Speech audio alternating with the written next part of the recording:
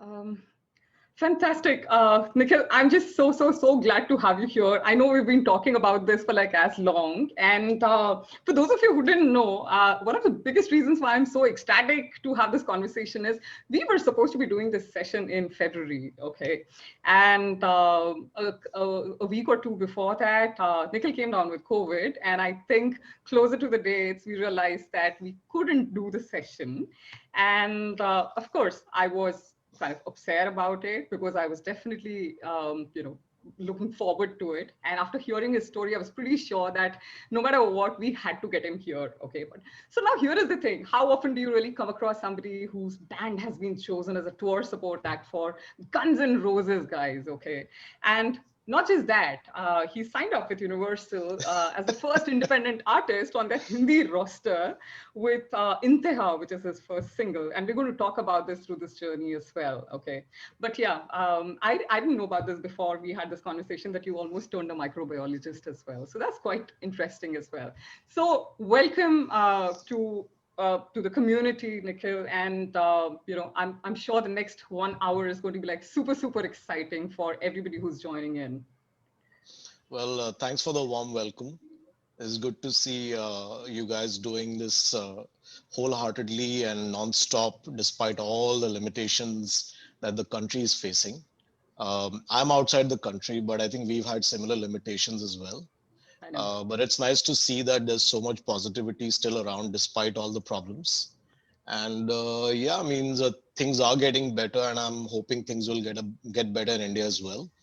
And I would like to welcome and wish all your wonderful people on the group from my side.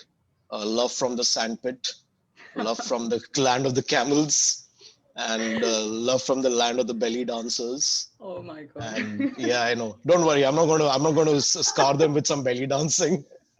So yeah, I look forward to talking to you, Sheetal. And shoot, go ahead, man. Likewise. I'm all yours today. Oh, fantastic. That's not like my lucky day today, isn't it? Sure. So Nikhil, I wanted to just start off right from the top, So tell us a little about your childhood years. So was music always a part of your growing up years per se, or did it come in much later? So my childhood years, I was really small when I was a child. Over you. Yeah, that's new. Yeah, I mean, I was lucky enough to grow up with a pretty nice musical background. My dad is a doctor. He's from Krishnan Medical College, Vellore. So he had a lot of that music from his friends in Vellore. And I think in the 60s, Chennai and, the South was buzzing with a lot of good rock music. For some reason, I don't know why. So I got introduced to a lot of bands like the Ventures, like Nana Muskuri, ABBA, even records like Baiju Bavra and Mughal Azam. And those were the days of LPs. And my grandfather used to be the first general manager of Bush Audio back then. So we were a little privileged. We had a lot of audio gear in the house. We had LPs, we had, those Technic players, Bush, everything was Bush. And I managed to listen to a lot of music back then as a kid. So I grew up around music. My folks were very open to, everything that was going around me. And they didn't, they in fact encouraged me to listen to more music. So there was always music around, the house as a child. So I would say growing up has been, in fact, I like the traditional Indian kid, I even did my tabla for about 10 years. And I realized I was not, although I did quite okay with it, but I was not cut out for it. But I think in India, what happens is every Indian kid is put into a classical training course, especially in the 90s or 80s. It was like, hey, you have to learn you have to go to a classical class, or you have to learn dance. I mean, I almost wanted to learn Kathak myself. But yeah, like my sister was a Kathak dancer. So, although it was very unconventional for boys to be doing Kathak, but back then it was not. I mean, people are like, yeah, it's cool, man. You should learn Kathak, you should learn Bharatnatyam. And I don't know. And where were you through this time? You were in Chennai? No. I was not in Chennai. Mumbai. My dad was in Krishnan Medical College, Chennai. Okay. Obviously, after he finished college, I was born after he got married. So I was not in Chennai. He had moved to he had moved to Bombay, and Okay. we're basically Bombay. Actually, we've always been Bombay. So I was born in Right. Bombay. Hmm. So yeah, so music has been around. It's Always a been very part of much it. around. Always a Okay. part of, yeah. Hmm. So, with so much of influence around yourself, as when it came to music, being a microbiologist must have been like a very, very different kind of a choice, right? How did that really happen? I'm going to be brutally honest. I was never a top scorer or like this whiz Mm. kid who went to microbiology. Uh, Thankfully, I went to a really nice school in Thane. Mm. It's still rated as the number one school in India. Okay. It's called Srimati Sulochana Devi Singhania High School. It's run by the JK Mm. group of companies Singhaniyas. Okay. And our school culture was very interesting. Unlike a lot of schools at that time, Mm. we actually had a lot of drama, theater, music, and I As think part of your curriculum, yeah, we academics. had that, Mm. and we had a lot of investment that the school had made into the music department. Hmm. Like I had for the first time in my life seen like a massive double piano where you can even play with your legs and with your hands. It was one of those things at that time which didn't exist anywhere in India, but we Hmm. had it, and we had some amazing music teachers. Like we had this teacher called I forgot her name, but she used to be called Miss Dikuna, and All she right. taught Yeah. us like our first few English songs, like Harry Belafonte and stuff like that. Oh, lovely. So Uh-huh. I was singing Harry Belafonte in my fifth grade. So obviously there's music from home, As there's much, music from yeah. school, Of course. Yeah. plus there's tabla happening, Mm. and I think school really kind of gave me that opportunity to sing more and Hmm. discover myself as a singer. But like we all know, the traditional journey of an 80s kid is your 10th standard comes in and the peer pressure starts. You got to give your Academics. exams and Yeah. you got to That's be true. like awesome at it. And I had a little peer pressure from my dad. He's a Mm. doctor, so there was a Hmm. little peer pressure. But he never pushed me or like really like I set a bar for expectation. Hmm. He understood that I'm not like a merit lister kid, but I'm an average kid who is good at certain things. Got So that. Yeah. peer Mm. pressure obviously put me into science at that Mm. point, and So you took that traditional science and what, yeah, mathematics? in fact, I went to a merit lister college because I had sports certificates, and I felt so out of place in that college because when I sat in the class, I'm sure a few of you have heard of Vasai College in Mulund. Hmm. It's like the college where everybody is 94, 93, 95%. And here I am, somebody with around 80% sitting over there and talking to people next to me who are literally looking at me like an ostracized, kid. Oh, how did this guy get here? So I went through that, but thankfully I realized I was not cut out for that. And I moved to Wilson College at Hmm. Chowpatty. Okay. And in my 12th standard, I did get the marks, but I didn't have enough to get into a college by merit Hmm. or a science college Mm. or a medical. I wanted to be a doctor, but I didn't get into a medical school by merit.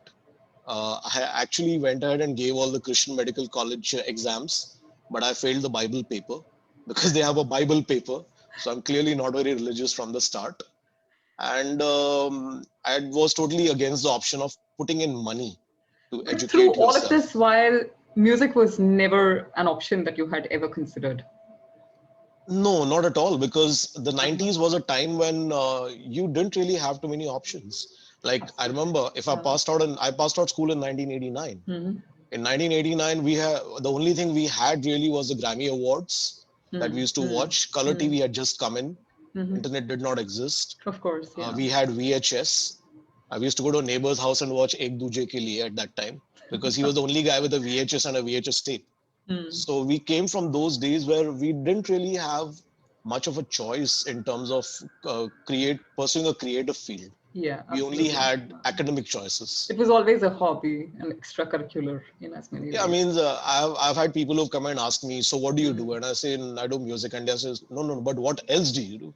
I said, no, I do music. No, no, but there must be something else that you do.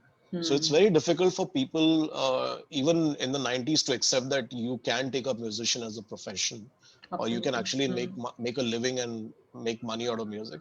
But times have changed, obviously. Means from 1990 to Mm. today even a 16-year-old or 14-year-old can make a living and be a millionaire out of music or social media Yeah, and things like that. absolutely. Yeah, and I think internet has made things so much more easier as well. Of Internet course. and technology per se. Yeah.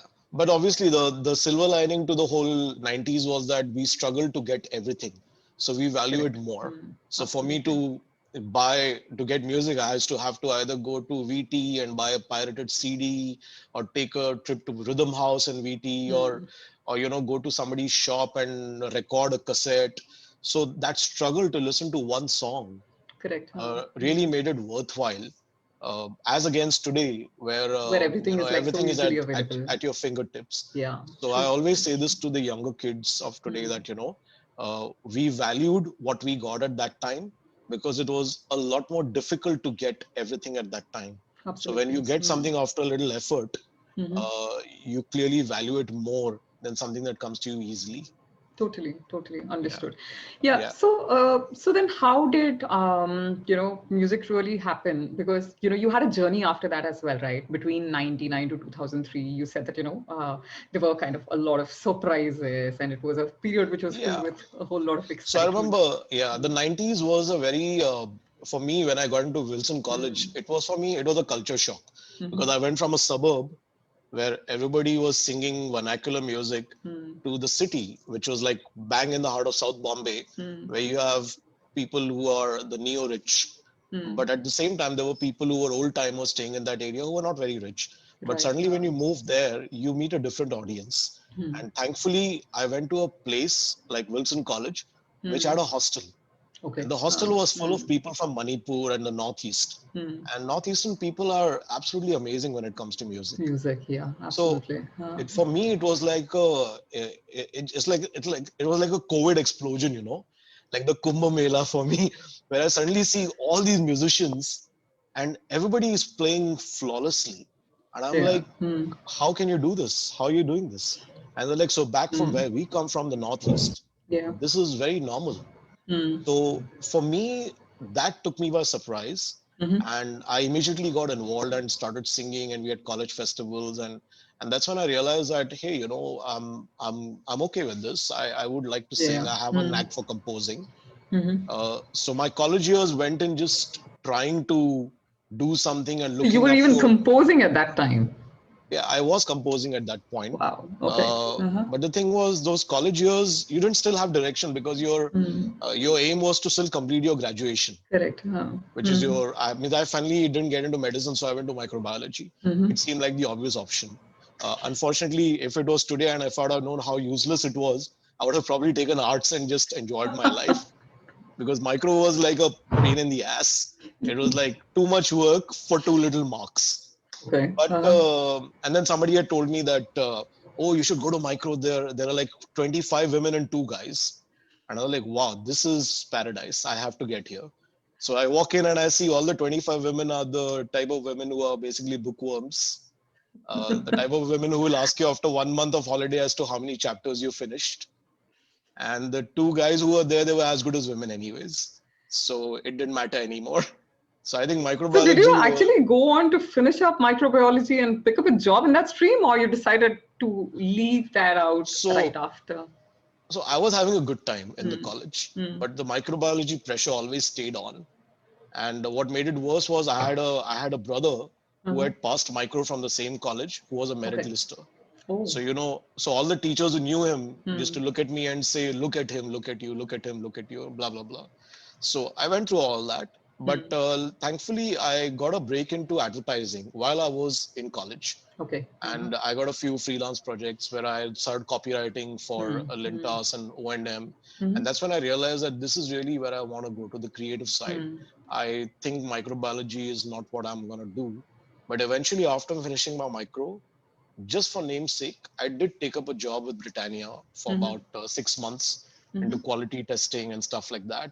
It was a very boring job. I had Mm-hmm. to basically test biscuits after they came out from the conveyor belt and do quality checks on them. My And then at God. the end of the month, take a salary and Mm-hmm. biscuits home.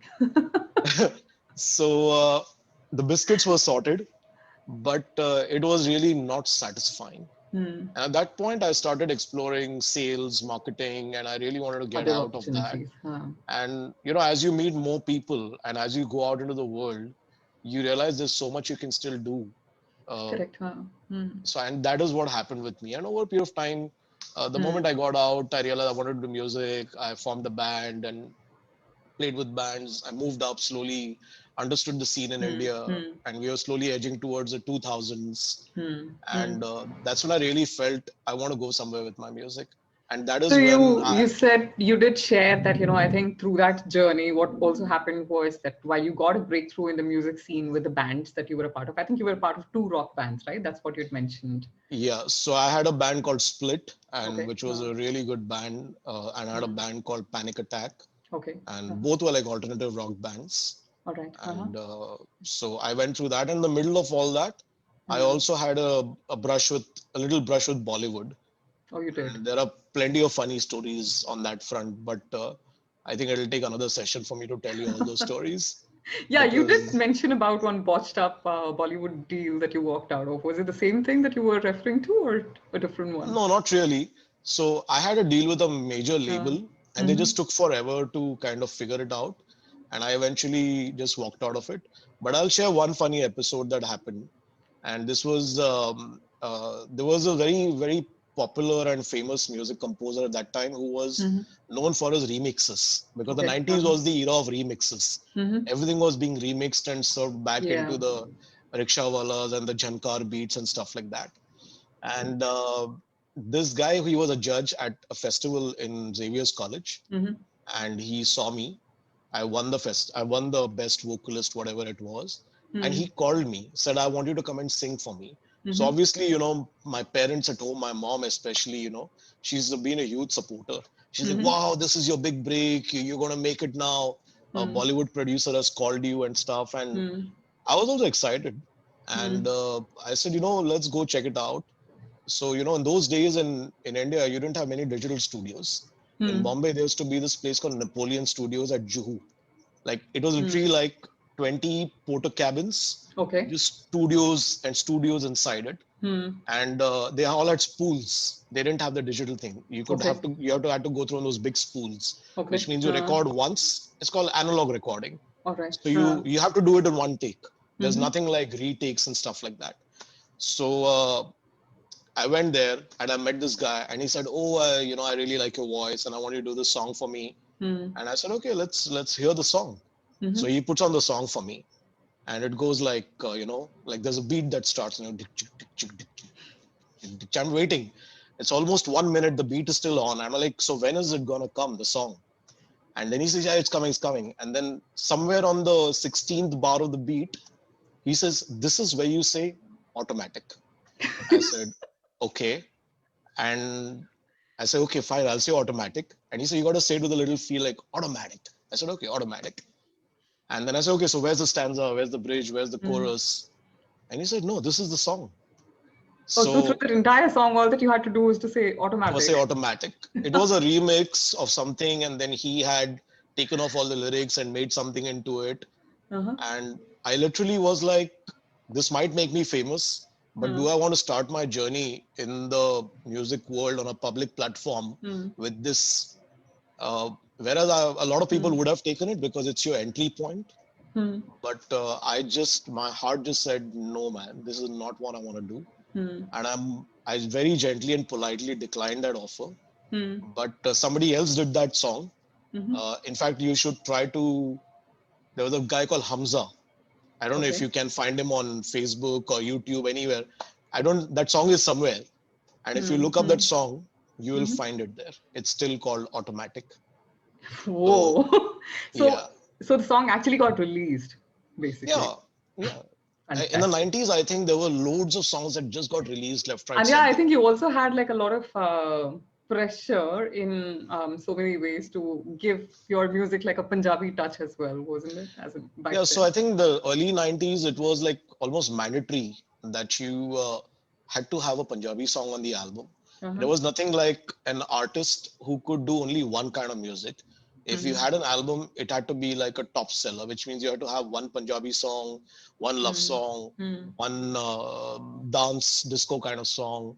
Because those were the days when I think people like Jassi, Daler Mehndi, there were so many people at that time just releasing Punjabi music. Yeah, I think the kind of music which came in at that point of time and was actually making waves was all typically the Yeah, same yeah, stereotyped Punjabi yeah. music. Yeah, I get And that. I was still into more acoustic music, more feely music. Hmm. So, you know, Hmm. I did go to labels. I won't name them because I'm also signed to a label right now.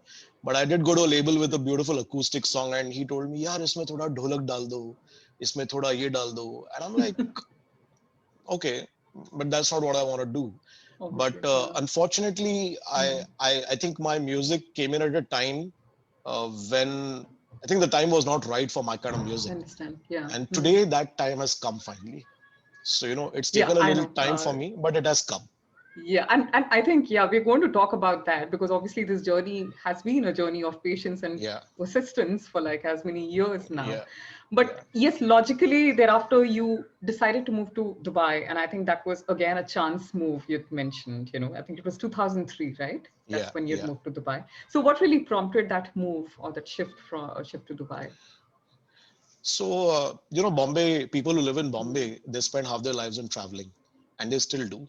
Hmm. Most people I know in Bombay pretty much live and die like germs, I would say. They just married to their jobs, Hmm. and I didn't want to be one of them. I was a media buyer. My last job in Bombay was a media buyer, Okay. Hmm. and if any of your audiences know what media buying is, they Hmm. will agree with me that in India, media buying or media buyers don't have a life. They are Hmm. buying media 24/7 in media houses with no life. They don't go home. They're just Hmm. in front of their laptops or their computers, running television audiometric softwares and buying media. And it's a very stressful job. So I did that, and I just one day got up and I said, I don't want to do this Hmm. anymore Hmm. Hmm. because I was cut off from reality. I was cut off from the world. Hmm. My Hmm. music had come to a standstill. The money was good, but Hmm. I didn't know how many people had died. I didn't know who had got married. I didn't know who was born. My band was calling me, Yeah, your "Where are your you?" lives become like really, really chaotic Yeah. when you're in the media space. So That's right. I just left it one day overnight and I came to Dubai for a holiday. I didn't come here looking for a job. Okay. And Mm. I came here and I didn't want to work for anybody. I went back to Bombay and then Mm. somebody was very persistent saying, come and work with us. And that's when I looked at the pros and the cons. I said, why not try a different country? Mm. I'm very lazy when it comes to moving. I like being with my family, with my friends. Mm. I'm somebody who's never had that thing. Oh, I have to go to the USA. I have to go to the UK. I have to be Mm. there.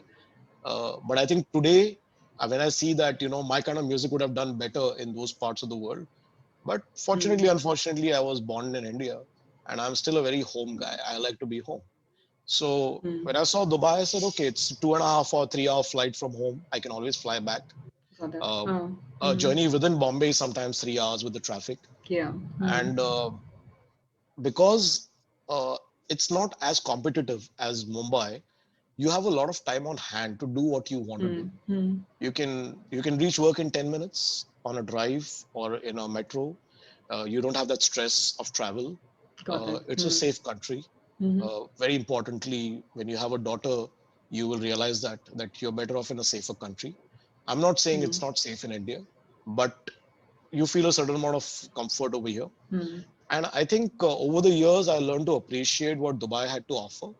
Initially, I didn't like it because I Mm. felt it was too Mm. plastic. It's all about the money. But over the years, you Mm. realize that it is the next hub for entertainment and finance in Asia because the Mm. way they are investing and growing, this is going to be the place to be. A lot of Indians are moving here consciously. A lot of Indians are buying Mm. properties here. So I felt it was not a bad decision moving here. I've managed to live my life well. I've managed to do a lot of music from here. Mm. It's given me time, unlike India, and I'm still very close to home.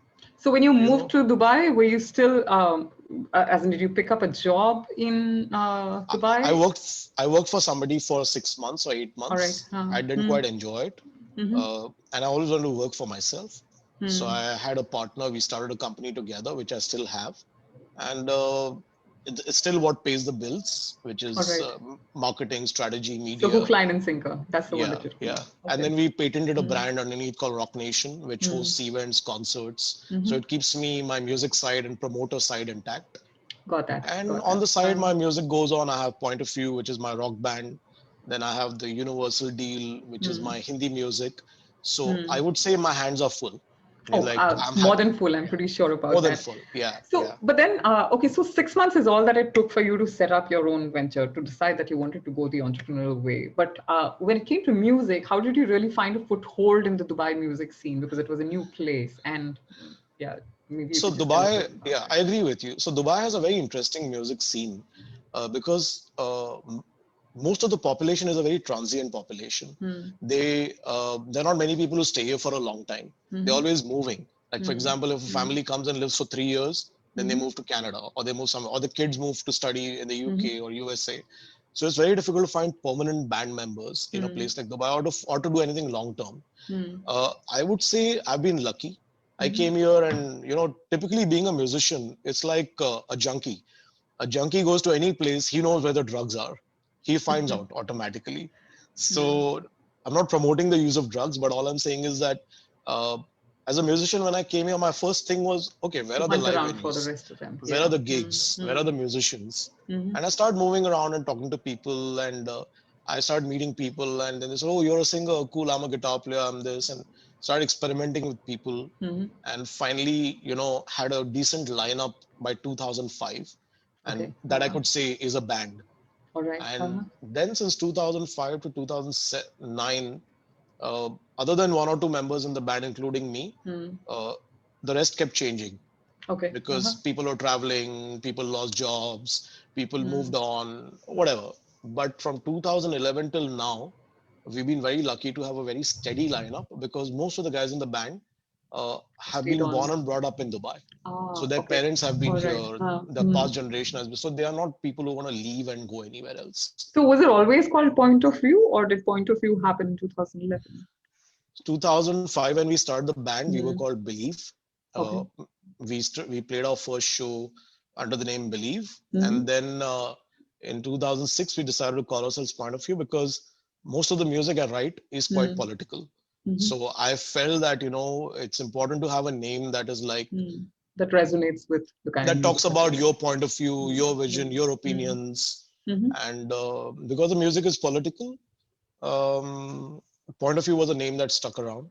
All right. Okay. That's Yeah, so interesting. that's how the band came Mm. into And existence. then you started performing, and I guess there was no looking back thereafter, and it just turned out to be like such an incredible journey. But how did it all happen? Right from of course, you've spoken about how you formed the band, but getting a breakthrough as a tour support act for Guns N' Roses, you've toured extensively with Bumblefoot. You have had like a Bollywood debut, and so much happened. How?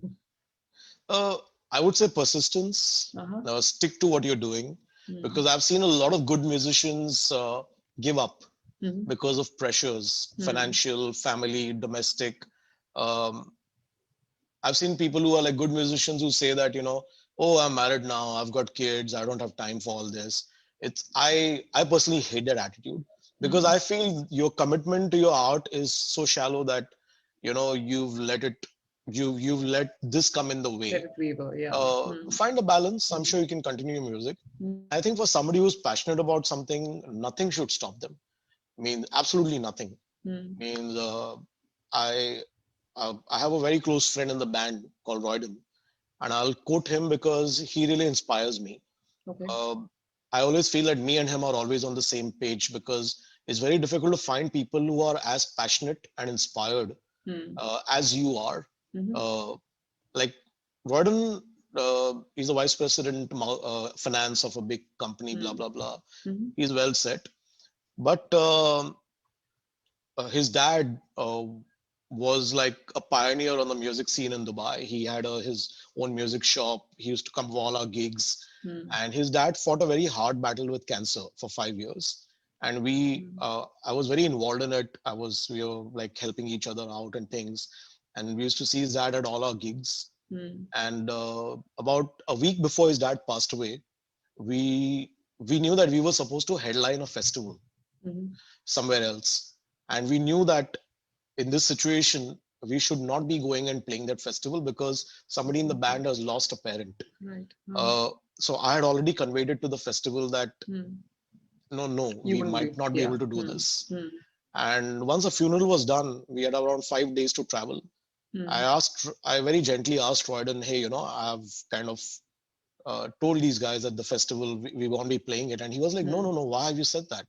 I said, what do you mean why? He said, no, my dad taught me one thing, that just because I move on or I pass on doesn't mean you should put your life on hold.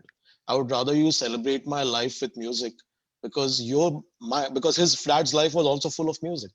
So for a musician, the mindset is, if I'm dying or I'm living, your music should stay on.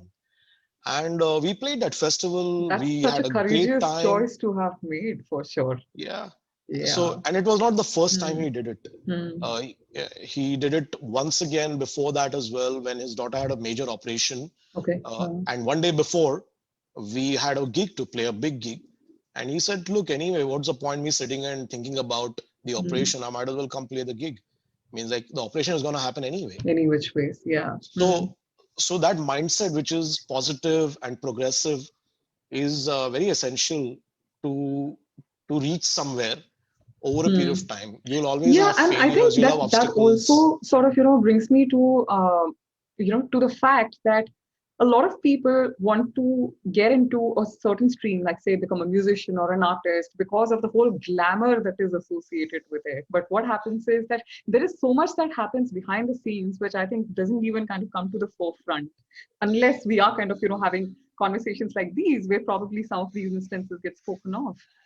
I think a lot of it has to do with how you perceive your art.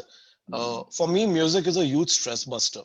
It helps me shut off from all my problems. Got that. Yeah. So for me, no matter how big my problem is, the moment I sit down with my guitar or I'm composing something, it gives me that peace of mind. Like for some people, they pay to go to sessions for detachment.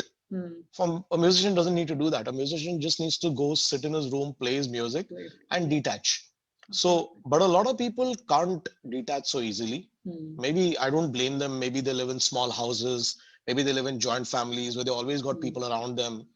Unless they go take the guitar and sit on a beach somewhere. If they're in Bombay, even if you sit on a beach, you'll be 1,000 people next to you. So in the city, in a city like Bombay especially, it's very difficult to detach. Your problems and your problems and all your issues follow you everywhere. So I don't blame people who give up, but I would always still say that don't give up. Like take a break if you want, but don't give up. Don't stop playing. Don't stop doing things, because this is your skill that was God given to you. Even if you It'll be a can't shame if you're not able to leverage it, for sure. at least document it, record something, keep it there. You can show your grandchildren that this is what I did, and look at it in other ways. Music has so much that you can do with it. It's not only for yourself. Music brings a smile to other people's faces.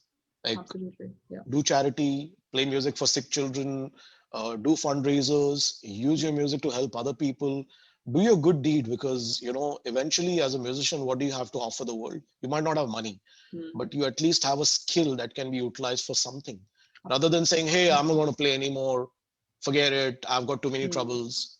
Fine, sort your troubles, but still keep playing and keep giving back, because karma keep definitely shining in your gifts is what they usually say. Yeah, means don't be so dejected. I mean, there are people who've got worse lives. Absolutely. So I feel that is. Speaking of that, what were some of the challenges that you faced along the way through this whole journey? Was there ever a time when you really felt like, oh my God, this is turning out to be like much harder than I ever thought it would be? So see, being a musician is not that easy, but being a promoter in the music business and a musician is very tough, because when you're a promoter, you deal with a lot of musicians on the business side of it, and you do get a lot of people who won't like you, because you have to say certain things to them that they don't like. Correct. As a musician, everything is always hunky-dory, because like, hey, let's have a beer, let's do this, let's have fun. But the moment I'm a promoter and I'm organizing a concert and I put rules, they look at me like the villain. So for me, playing that role of musician and promoter has worked very well, because I understand the problems that musicians face. But at the same time, I also understand what are the problems that musicians bring to the business, which they need to look at, because musicians generally can be drama queens. They are, because they're very like, they're complicated people. there's a lot of philosophy, there's a lot of insecurity Philosophy and also, emotions as well, I and guess. emotion.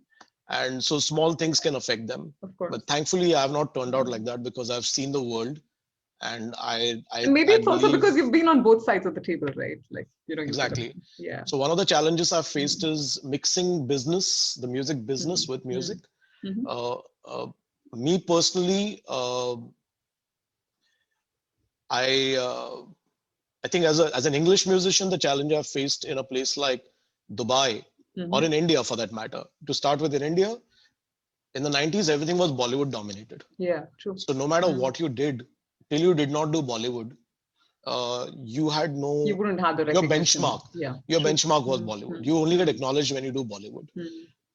At the same time, there was a huge bunch of musicians on the underground scene in Bombay who would say that, oh, you're doing Bollywood, you're a sellout. You know, you're a poser, you're a loser. Got that. Yeah. Now, the irony is, all the musicians who did that or who said that in the 90s are all today playing for Bollywood musicians. All of them are earning their livelihoods from Bollywood Shankar itself. Loy or Got by that. playing sessions or playing whatever. So I think one of the things I've realized is keep an open mind. Don't get stuck in a mindset, or don't get stuck in an era that no, it has to be done like this only. Keep an open mindset.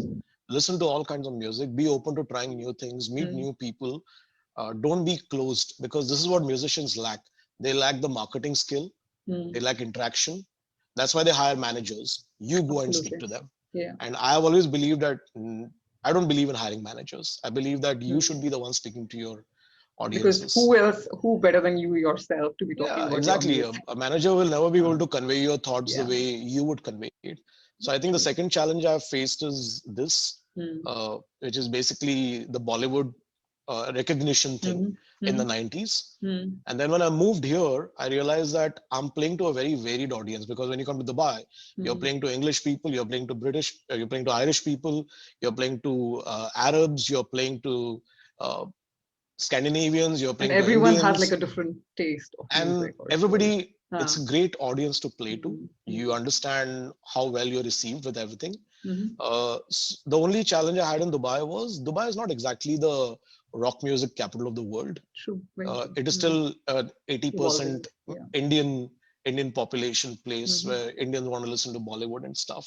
But it has changed a lot over the years, and the challenges have reduced. Okay. We still lack a lot of live venues, but it's changing. I would say they're very progressive, among the most progressive countries in the Middle East. And I think I'm very lucky to be here at this point. Because if I was in India, I would still be playing to the same guys from Thane, Mulund, Kandivli, Dombivli, coming and telling me you're awesome.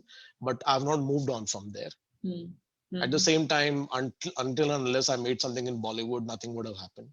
So this Bollywood kind of becomes a stamp of recognition, so to say. And I'm sure even in India, for that matter, I think, things are kind of changing, but of course, still have a long way to go. But yeah, I'm kind of quite curious to understand how did you really get to, having the opportunity to open for Guns N' Roses? I think that was like a big one for you, wasn't it? So the thing is, the band point of view has been around for a long time now. So we've had a good reputation, but there's always been hits and misses. Like we've never been able to support a big band, because there's so many bands who come to Dubai en route, and there are other people who go and open for them. A lot of it has to do with corporate bias, because there's always a corporate who's controlling something, and they say, oh, I know these guys, so I'm going to put them on fourth. We never went and sucked up to anybody. We were like, let our music do the talking. Even if people say that's not going to work, you have to pull some strings. But eventually what happened was in 2011, Guns N' Roses came down to play in Dubai. And everybody was like, hey, let's not go and see them because Slash is not in the band, which is the main guy. Right. And I'm like, no harm, let's still go and see Guns N' Roses. It's Guns N' Roses. It's Axl Rose. Let's go. So I go to the gig, and I come back completely blown. I was like, because they had these two guitar players who joined for 10 years when Slash was not there. And one of the guitar players was a guy called Bumblefoot, which is Ron Bumblefoot Thal. And this guy was just phenomenal. And I just saw and I said, this guy shouldn't be in Guns N' Roses. He's too good for Guns N' Roses. What is he doing in Guns N' Roses? Probably the paycheck or whatever it is. So, and I'm not somebody who's very starstruck generally in life.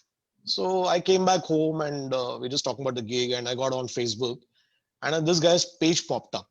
And I said, you know what? I'm just going to drop him a message randomly. Whoa, like really? Yeah. So usually all these messages go to spam or somebody replies to them. Some admin replies to them or whatever. So I dropped a message to him. Hey, you know, great show and look forward to seeing you again in Dubai. And I got a reply back in 10 minutes. Okay. So, hey, thanks so much and lovely. Thanks for the message. And so I thought it's an auto reply kind of whatever, like, or maybe an admin replying. And I started talking a little bit on that account. And then the person in the front replied back saying, so are you a musician? So I replied back, yeah, I'm a musician and I have a band and this and that. And then there were more questions from the other side asking me more about my music. And I'm thinking that definitely this is not Bumblefoot talking to me, because why would he be so interested in knowing about a random band in Dubai? And he doesn't even know me. He's not even met me. He plays for Guns N' Roses, like 50,000 people every night. Why is he sitting and having a chat with me unless he's really got nothing to do, or if it's or unless it is somebody else? So I just took it as it is somebody else. Okay. And I logged out of the chat. And the next day I get a message again from that chat saying that, hey, why don't you send me some of your stuff? I'd like to hear it. And I'm like, should I do this? Should I not? Because we were just recording the first album. We didn't want to release any of the music. But I said, you know, hey, I'm not going to be a millionaire by releasing this music anyway. So let me share it. What are the chances that this guy might actually be Ron Bumblefoot Thal? So I've always had this sixth sense in me where I've always taken risks and gone to the edge and tried things. And I said, okay, let me send it. So I sent him the music and he came back and immediately wrote back, hey, this is great stuff. I like the way it's written and this and that. Where are you mastering and recording the album? And I was like, okay. I said, we've not yet decided, but he said, would you like to master it in New York at a good studio? And I'm like, yeah, sure. I'm just playing along because I'm like, somebody's really taking the piss out of me. And I'm like, yeah, sure. Why not? And he's like, okay, you know what? Message these guys. He gave me emails of a major recording studio in the US. And he said, give them my reference. Just say Ron Bumblefoot Thal referred you. So I said, okay. And I just like thanked him and all that. And I logged out. And immediately I went on Google and started looking at the studio and saying, just to reconfirm if the studio actually exists. Yeah. So I go, I see, yes, it does exist. Even the guys actually exist. So I write a mail to them. And they write back saying, hey, yeah, Bumble spoke about you. And I'm like, okay, wow. That was very fast. So I'm still a little bit in disbelief that this seems like a big scam. For me, it's like a big scam. Everybody's involved. At the end, they're going to ask me for some money. And I'm going to transfer that money and then I'm going to get screwed. So I'm like, okay. And then I said, okay, so how much do I have to pay for this? Oh, nothing. Just send us your songs. We'll send you a master. I was like, okay. So I slowly start talking to this guy a little more. And then I say, maybe it's time to kind of really figure out who this guy is. So I tell him, hey, you know what? We are launching our album in October this year. Why don't you come down? It'll be nice. I'll take care of everything. Okay. So I just took a chance, like a random chance. I couldn't even afford his flight ticket, but I just said it. And I said, let's see what he says. So he replies back saying, yeah, sure, man. I'm like, okay, this guy is really out to scam me. And then he says, when is the launch? So I'm like, it's in October, but we might do it in September. This was 2012. Okay. And he says, okay, let me look up my calendar. So I'm like, okay, this guy is really like well prepared for the scam. So I open the Guns N' Roses calendar on the left side and he's telling me from his calendar and it's all matching because even he's probably looking at the Guns N' Roses calendar. And then he says, okay, I'm good. Let's do this. So I'm like, okay, really? I said, okay, let's do this. But I don't know. I mean, anybody could tell me, yeah, I'm ready to come for your launch. Yeah. I'm like, why would you come for a launch to Dubai to some random guys? You're from Guns N' Roses. So he says, okay, done, let's do this. So then I say, okay, now this is getting serious. I need to have a chat with this guy on Skype. Zoom didn't exist at that time. Okay. So I'm all ready because I want to see who this guy is, if it's a scam or if it's real. So I've got my BlackBerry set up. I've got another phone recording that video just to keep proof of the scammer. And I log in, and this guy logs on from that side. And to my utter shock and disbelief, It's the same one. it is It's Ron him. Bumblefoot Thal, and he's cleaning the garbage. He's in the kitchen cleaning the garbage, and he's like, "Hey, what's up, man? Good to see you, man. Say hi to my wife Jen. She's a veterinarian, and just clean the garbage, man. So what's up?" And so for me, it's utter disbelief because I've dealt with a lot of celebrities, especially Bollywood, and I see the amount of trouble and the drama that you have to go through to talk to them. And here I'm talking to a guy who's selling out 50,000 people stadiums throughout the night, who's making shitload of money. And he's so humble and so easy about everything. And I had a good 1 hour chat with him. And in my excitement, I told him, okay, you know what? I'll do your business class tickets for you and your wife. Come down, have a holiday in Dubai, come down for the launch. And we finished the chat. And then after the chat, I'm thinking, okay, let me go to make my trip and see what is the cost of business class from New York to here. And when I see that cost, I'm like, God, somebody get me a ventilator. Like, why did I promise this to him? And I've not even asked him about his fees. Like, why am I saying all this? So I very sheepishly call him back and say, hey, can we get on Skype for 5 more minutes? He's like, sure. So he comes back on Skype and I tell him, listen, man, I'm sorry. I have to tell you honestly that I'm going to do my best to bring sponsors on board to bring you down for the gig. But as of now, I can't afford this business class. And he comes and he immediately has a reply for me. Hey, listen, don't worry about the business class thing. I'll just take a Delta. Delta is like a Indigo of the USA, like a budget flight. I'm like, why would you take a Delta and come all the way till here? Don't worry about it, man. I'll just take a Delta and fly down. It's a 18-hour flight. And I'm like, you can't be serious. And then he's like, and then I asked him, so who do I speak to about your fees?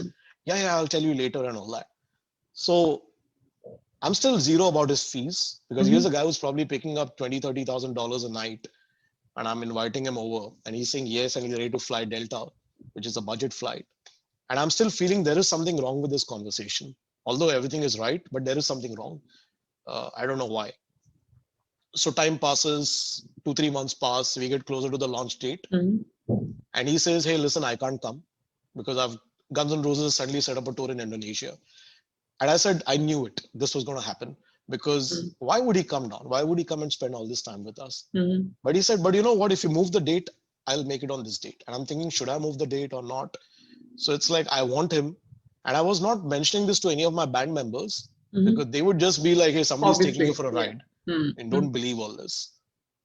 And finally, all said and done, the day came.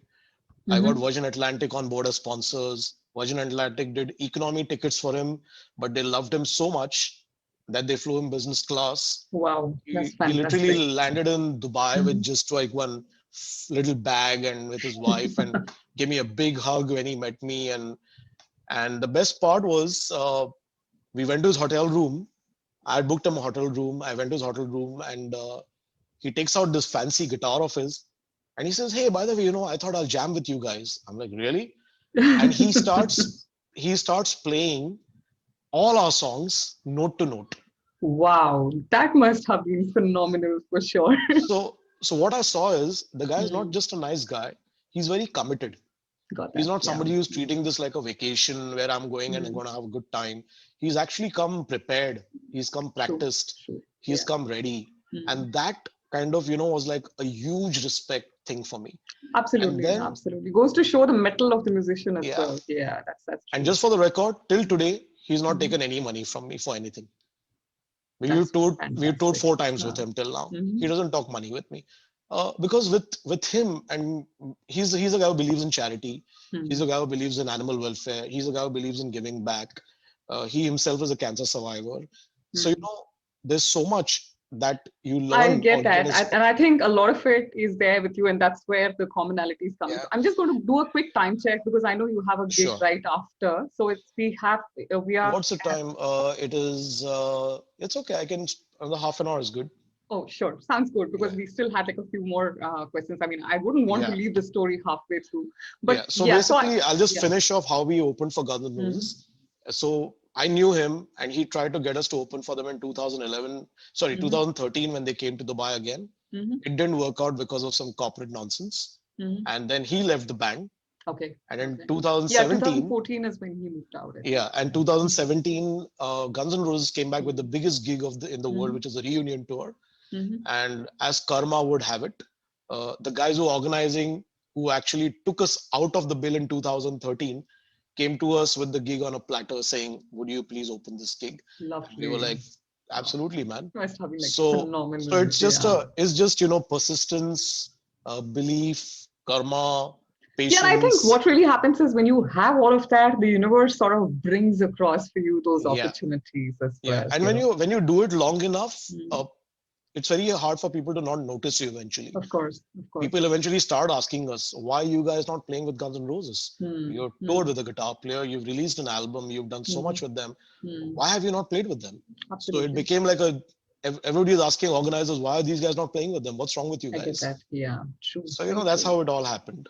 And of course, I mean, that's where the story really began. But yeah, you went on to do so much more. And I think right now it is also about you signing up with Universal as their as first independent artist on their Hindi roster, right? As in Intaha became your first release with Yeah. them. How did that really happen?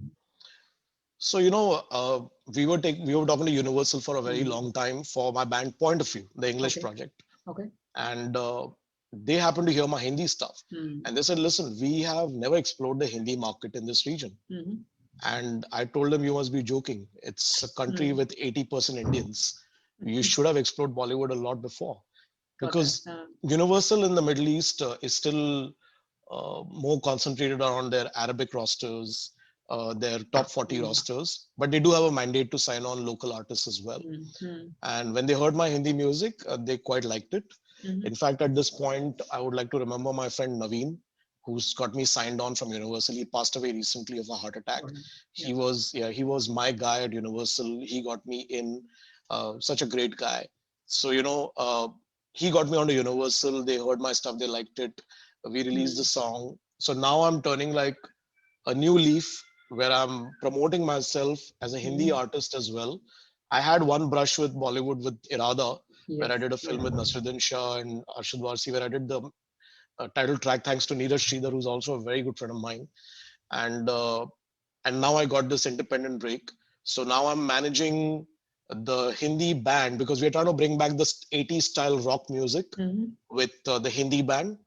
And I've still got Point of View, which is the hardcore, hard I'm hitting just rock. trying to visualize how do you manage two different images altogether, because obviously, what you do with Point of View is like so different than what you do outside of it as Yeah. well, isn't it? But that is where the fun Uh, is. Means, yeah. if you can multitask and if you can be excited about every single thing in your life, there's a lot you can do. Yeah, and I think But I'll if go you, back to what you were saying some time back about, musicians being very hung up about a particular style and yeah, about a particular way of playing or singing or whatever it is, and I think the fact yeah. that you've been experimental with it, has sort of reflected on your success as well. No, Yeah. it has to be an evolving process. Hmm. It's a learning curve. You have to blend in and take what is good from everything and use it to empower Hmm. yourself and your skills. That's the way I see the journey. It's never too And you late to still have learn. like a whole lot of stuff to do with Universal, right? As in you have like a Yeah, date yeah, I've got coming. more releases coming up. I've got at least 7 more songs coming out. Lovely. Unfortunately, the COVID situation has put a dent in things. Hmm. Plus, Naveen passed away as well. I So, know. we kind Hmm. of everybody went on hold. But I think Eid we'll be releasing a new song. Okay. We'll see as and when it comes out. We'll see We're how it waiting for goes. it, looking forward to it Yeah, actually. yeah, yeah. So you were speaking of COVID. So how has the music scene typically changed or gotten impacted because of COVID? And where do you see uh, what do you see the future having in store with in the given situation? So COVID directly affected the hospitality industry. Mm. So because of which, and it's the hospitality industry that employs most contracted Mm. musicians. So clearly musicians don't earn salaries, they earn wages. Mm. And they all lost their livelihoods overnight. So in a place like Dubai, where people are not from here, but they've come in from somewhere else, Mm-hmm. they were in a bitter situation because nor did they have money to pay rents or to pay bills, but their own airports were closed, so they couldn't even go back. So they were forced to stay here and spend. Got that. If you were in India, at least you're better off because you have your own house, you are at home. But in a foreign country, with your expenses constantly going on, True. That becomes a problem. Second thing is, for a musician, playing live or playing gigs is what they love doing despite the money. So when you put a halt on that, uh, There's a it lot takes away a different. very positive side of you. Uh, yes, live streaming came in and all that, but it is nothing compared to meeting somebody personally or playing to I somebody get that. personally. Yeah. Mm. So that happened. And I think the third thing is, uh, other than loss of livelihood, loss of gigs, uh, loss of creativity, and a lot of people who are not marketing, who had never explored marketing themselves, or who had never explored social media, who were just pure, simple musicians, had it the worst because they could not think out of the box to Obviously. do Yeah. something else Yeah, in because terms I of think revenue. that's what they have committed their lives to, right? And since that's all that they've been doing Like, for example, I know a very good drummer who's a Mm. fantastic drummer, and he can teach so many people, but he is not a teacher. He's like, I can't teach. I'm not cut out to be a teacher. But now he's forced. He has learned. So the good thing is he's changed his mindset that Of he's course. teaching. But at the same time, he was not cut out to teach. So he lost out on all those early years. So the silver lining Because here is, yeah. the silver lining in COVID times for musicians is that musicians have learned to think out of the box. They've now become social media experts. They've become they're thinking of alternate means of revenue from their music again. Yeah, and I think everyone has had the need, or they were forced to get out of their comfort zone and Yeah. adapt to the changing A lot of situation. people started writing original music Okay. because suddenly now you don't have to play in a club to people who are eating pizzas and omelets. Now you're like got time to play music for yourself. So if you've written something, you start putting that down. So it was a bad time for musicians, but creatively it was a good time. But at the same time, it did take a very heavy toll on people's mental health, Absolutely. because it's very difficult to stay inspired in a time like this when you have no money, Yeah. you've got a landlord knocking at your door, you've got your installments bouncing, and you're still supposed to be inspired to play a happy song. I know, which obviously brings me to to the next question, which is basically about how is it that we as individuals and people who are like music lovers out here support the musician or the artist community per se. So what I discovered something which is called Patreon. So Patreon, I'm sure a lot of people know what Patreon is. And I started a Patreon page because, see, a lot of people always knew me. A lot of people knew I do charity. A lot of people, but what I also realized was a lot of these people, there's a lot of lip service. There's no real action. Like tomorrow, if I say, listen, I've been playing music for you for 10 years, you've enjoyed all my shows, you've come to my gigs, you've given me love, affection, hugs, whatever. You've bought me beers also. But today I'm in a situation and I need your help. I need financial help. I'm not asking you to give me a loan. I'm saying, listen, I'm going to start a page and I'm going to give back to society. I'll continue doing what I was doing. You contribute a minimal amount, like $1 per month for me. And if you can afford to give me $1 a month, which is like 60 rupees or 70 rupees from somebody who has a job or somebody who listens to my music, I would say that person is actually putting, uh, is going beyond lip service for me.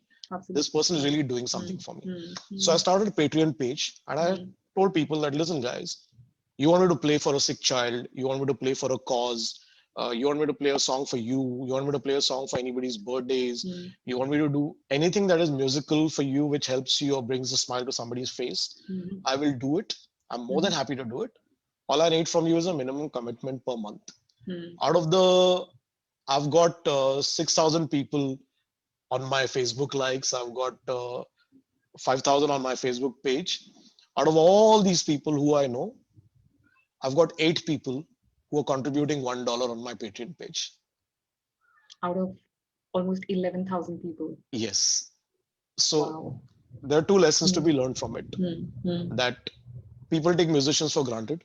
They think, oh, it's okay, you're there, let's party together, let's have fun. But when the musician is in trouble, not many people come to their aid because $1 is nothing. Yeah. Yep. But to commit to that much also, people are like, oh no, it's okay, I want everything free. But the second thing I learned is those 8 people are people who will stay with me for life. Absolutely. I will always give to them. Even if they discontinue payments at some point, I will always still keep giving them back for the rest of my life because they've supported me at a time when I needed it most. Absolutely. So I think giving back to society and getting paid as a musician from people who value your skill is something that is very important in these times. Because tomorrow when things open up, you're going to go to party. And who's going to make your party? The musician. Yeah, and I mean, as you talk about it, I'm just kind of, wondering as to how many people out there must be going through a situation where probably this is their only source of income, and maybe they could just do with whatever support that comes their way as well, right? I see a lot of people saying, hey, it's okay, I'm happy working from home. I'm like, yeah, because you get a salary at home. Of course. Think about the people who were stepping out to make their money. They've not stepped out for 1 year. Correct. Like in Dubai, we went into lockdown from March 15th. We only finished lockdown in December for 1 month, and then we went into lockdown again. Correct. So we've lived off our savings, still paid our rent, still paid our bills, still paid all our installments, and we're all scraping the bottom right now. So I think people need to be more sensitive to what's happening to the music community and not give them money, but get their worth out of them by saying, hey, listen, I've got something for you. Do this for me, and I'll make sure you get so much money out of this. Use them. I think creating those opportunities is one. And of course, as you said, Patreon is, of course, the other bit that we could look at. And I think a lot of times it's also about just showing up, showing up for gigs, because I also know, and I'm kind of at fault at this. Like I know, so you have a show called NH7 Weekender, which happens, and I know I've been going for it for almost the last 10 years. Okay, I think ever since they started doing it in Pune. And last year was probably the first year that I did not go. Okay, and I decided not to because obviously it was all online, and that didn't really have that same feel. But now, as I'm talking to you about it, I feel bad that I did not do what I should have done, because obviously I've been going for their events for like as much time, and probably that's how they would have sustained their community. It definitely changes my perspective. So, what I also want to ask you is basically about, how is it that you can break away, or somebody who wants to really create, because you are one of the few people that I've come across who's been able to create a business out of something that you're passionate about, and not look at it just as a hobby. So how can we break away from that traditional way of looking at it and, start looking at music or any art form as a way of, earning a livelihood instead? So we are lucky we live in a generation of the internet where we have so much going on. And I've recently started a music mentorship program for younger kids or people who want to get into music, because the mentorship program is designed in a way from my own experiences, because a lot of people have a lot of questions. Like, should I be getting signed onto a label? What will the record label give me? Some people think, well, the record label is going to flush me with money. Or some people think, until I get signed to a record label, my life is useless as a musician. Some people are making money without getting signed to a label. So there are so many things in which you can, make the most out of being a musician in terms of revenue generation. And the most simple way is be an independent artist, get people to like your music, collect money from streaming platforms like Spotify, Deezer, TikTok, whatever. Be trendy, basically. Go with the times. Don't be stuck to like, I will only stream my music. Go to TikTok, go to Snapchat, explore it. If you have children in the house who use it, ask them what it is. Don't be shut to it. Be open to it. And there are people who are releasing music videos on Snapchat. And it's very difficult for us to fathom as to why would you do this on Snapchat. But the amount of followers they have, we are living in a generation of influencers. the amount of money you can make as a musician on the side Hmm. by just influencing people, sharing knowledge. Teaching has become a big thing now. So like I started a music mentorship program. I'm going to put Yeah. a price tag onto it, Hmm. but it is knowledge that you're sharing, Hmm. because Hmm. knowledge is wealth. You Yeah. are going to get Hmm. this knowledge from somebody who's gone through the whole rigmarole. Journey. Yeah. So whole journey. So I think you have to be able to sit and strategize as to what are your strong points. Are you somebody who's good at talking and presenting? Are you Hmm. somebody who is just good at technical presentations? Hmm. Are you somebody who's good at TikTok videos? Are you like the drama queen where you can do things and whatever? Uh, Find out what is your strong point and see how your music can be integrated with it. Got that. At the same time, start using platforms like Patreon Hmm. to Hmm. give back to society by doing Correct. things for people. Hmm. And I'm saying this to all the people on your community as well. Like tomorrow, if somebody says that, okay, Nikhil, you're a musician, Hmm. I've got somebody who's sick in the hospital, or I've got somebody who's sick at home, and I wanted to play a half an hour gig for that guy, or I wanted to play Hmm. 5 songs or two Hmm. songs, I'll be more than happy to do that for them. Absolutely. Because Hmm. for Hmm. me, it's a way of giving back. It doesn't matter to me if they're paying or not paying. For me, it is just a way of giving back. So I think musicians need to start giving back without expecting much Yeah. initially, Hmm. but at Hmm. the same time, activate other platforms and look at the Which can act as business. revenue generators for Yeah, them as well. because live Yeah. gigs are going to take at least one more year to come back properly. Absolutely. Absolutely. And the moment you get busy with life, you will not be able to pay attention to all this. True that. So, but did it really help you for you to have been in Dubai as such, like, in terms of, being able to establish yourself in this space? Did being there make it any more easier for you? Definitely, because in India, you're lost in the clutter. Hmm. There's so much going on in India. There's so much good stuff, so much trash stuff. There's so many artists, there's so many channels, there's so much of, Hmm. sucking up you have to do to different Hmm. channels, Hmm. editors, music labels, Hmm. venues. You don't have to do all that here. It's a pretty Hmm. straightforward life. If you're good, if people like you, people Hmm. come to you. And I think the biggest advantage is you don't have Bollywood. And this is something I would like to Yeah. also bring Hmm. across to a lot of people who are in India. Hmm. Hmm. Uh, like I, I, I have some very close friends from across the border. Hmm. Like a lot of people find it very difficult to accept and understand. Hmm. Why would you be working with people from Pakistan? And I always have seen this as an artist, that the reason why Pakistani musicians or Pakistani music is so good and way ahead of sometimes Bollywood is because they don't have a Bollywood. So independent music has always, Taking been in the precedence over. forefront. There's nobody telling them that this is your benchmark. And that's why they're always ready to create something new. Hmm. And that's why people like us have to go and look for good music on their channels, Hmm. because we're just tired of seeing the same old churned out music in our films. Absolutely. So, so I would say when you come to Dubai, you live with a lot of people. That Hmm. includes Pakistanis, Bangladeshis, Afghanis, Europeans, Hmm. all nationalities. Of And you course. learn to Hmm. appreciate what you can take from them in terms of music and what you can learn from them. Got So I that. think Yeah. this is Hmm. something that we need to open up to. We Hmm. cannot be stuck. I'm not being political here, but I think we need to look beyond that and say that there are good things out there as a musician that you should be able to take, even from somebody who is not politically inclined towards your Hmm. uh, Hmm. government's interest, but also look at it that a lot of these guys, like a lot of musicians I know from Pakistan, they themselves are very anti-establishment.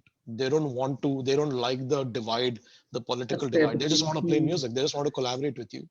And I have done some very good collaborations. I Hmm. have a lot of fans and people who love my music from Pakistan. There is absolutely no animosity.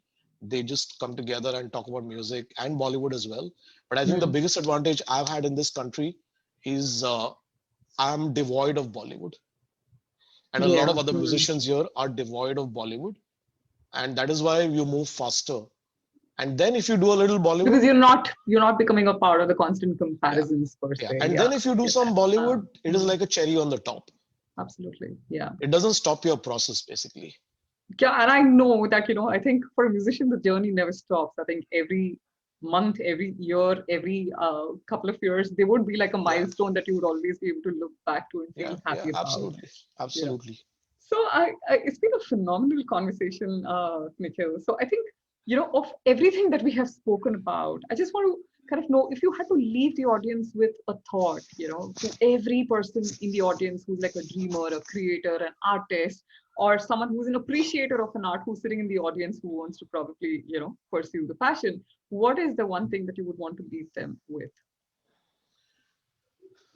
There's so many things, but I think the one thing I would say is stay persistent.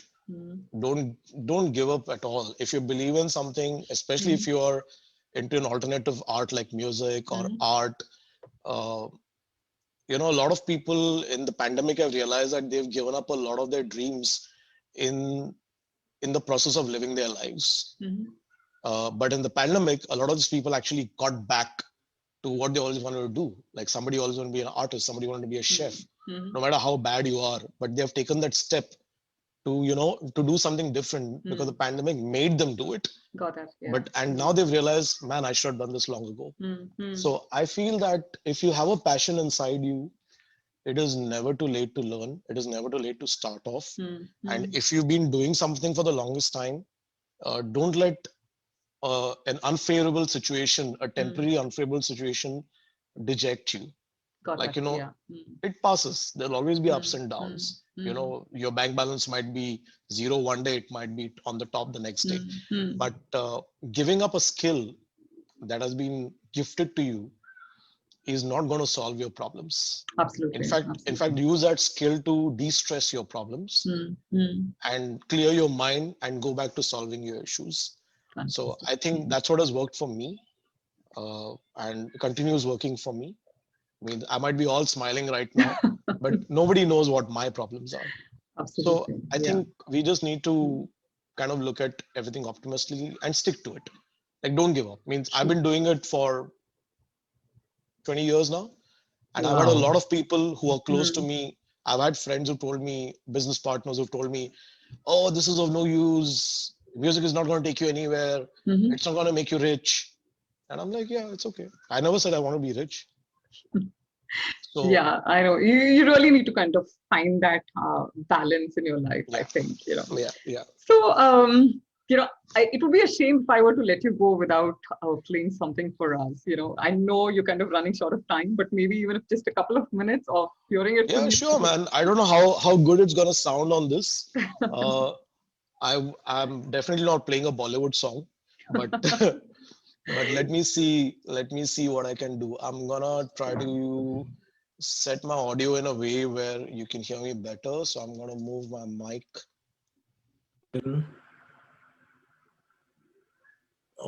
Okay, I was actually let's looking for see how Shashank, this but I works think out. he's kind of moved back either onto Facebook or so. I was thinking that maybe he has something in mind about your music that he would want to share.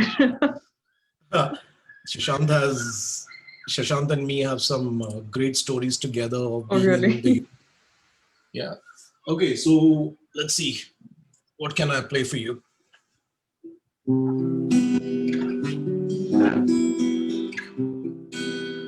Okay, can you hear me?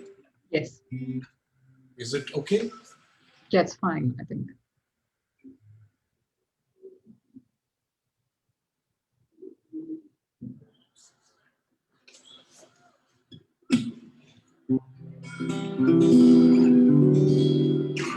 Okay, so I'm just going to play a small bit for you. It's a song that's going to be out very soon. It's called Yade. It's one of my songs. It's going to be out with Universal very soon. I'm just going to play a little small bit for you guys to enjoy. Sure.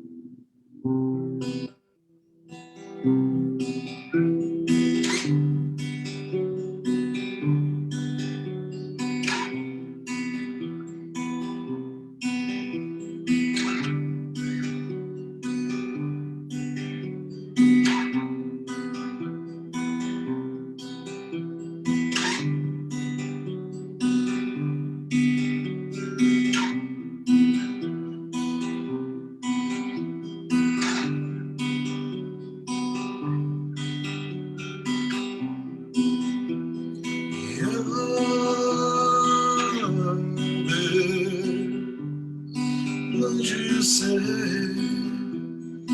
कह रही है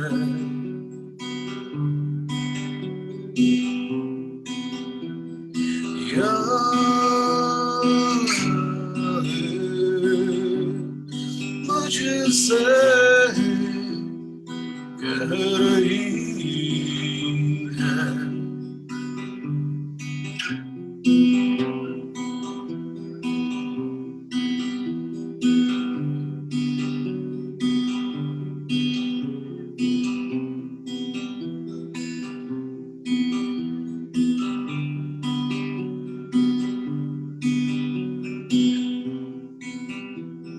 शुम्मा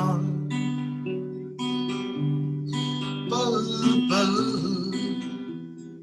चल रही है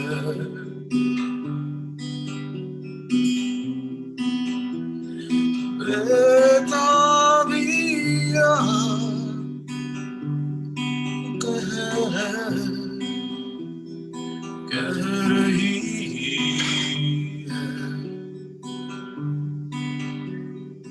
यादें मुझसे कह रही है यादें मुझसे कह रही है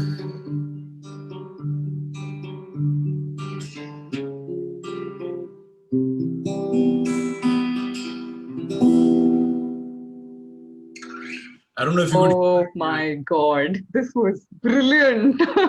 And I think I did mention to you that I have this thing for like, acoustic and softer numbers. And I think this is something which I'm definitely waiting for sure.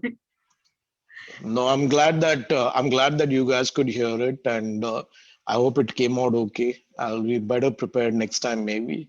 No, this was absolutely fantastic. And I'm so glad we were able to hear you and you were able to kind of perform here, even if it was just for a while. I think we could just go on and on if we could. But yeah, I think, No, my Nikhil, pleasure, and thanks for inviting me over. Yeah, thanks for inviting me over. The pleasure's all mine. My pleasure, totally. And you've practically sort of put India on the international map in so many ways, and you've clearly proven that music actually transcends all kinds of boundaries with your passion and perseverance. Okay. And I think what my takeaway from this conversation would be is that I think if you are committed to making your dream happen, not even you can stop yourself if you're like as committed to it. So more power to you and to everybody whose lives you touch along the way as well, Nikhil. Thank you so much. Thank you so much, and thanks to everybody who has joined us in this session. And I know I have a couple of comments which are there on Facebook, but I don't know if we have the time to read them out right now or not. Otherwise, you could probably just go back and. What's the time now? 1 minute. It's I think we're cutting it too close. Okay, time. I'm just going to quickly read a few of them. Yeah. All right, Sylvia. I think we've sort of just did what you wanted. She's actually written saying that the session should really end with a song. Okay. Shilpa says finally we get to listen to the Nikhil. Okay. Sunal says such an interesting story, really gripping. Shweta says, agree, being excited about everything in life. Absolutely. Snehal says, destiny is waiting to happen if only you take that chance. And Ashutosh, Ashutosh says, wishing you faster, higher, further. And I'm sure this is not the end. We'll have like quite a few more tomorrow. Yeah. But so glad we did this, Nikhil. Thank you. Yeah. Thanks so much, man. And I give my love and wishes to all the people in your wonderful little community. I hope it keeps growing. Thank you so much. And I hope, I can contribute more towards your community. And, I wish you luck. Stay safe. Thank you. Avoid, and take care. avoid the Kumbh Mela like the plague right now. No, I'm sure none of the 1,400 people that we have in the community will run for Kumbh Mela for sure. Yeah, it's not going to spread from an online infection, but still. Yeah, absolutely, absolutely. But yeah, thank you again, and You're we'll see welcome. you again out here very soon. All right, and best of luck Sure, for your gigs sure. right after. Thank you. See you Okay, guys. take care. Rock and Bye-bye. roll.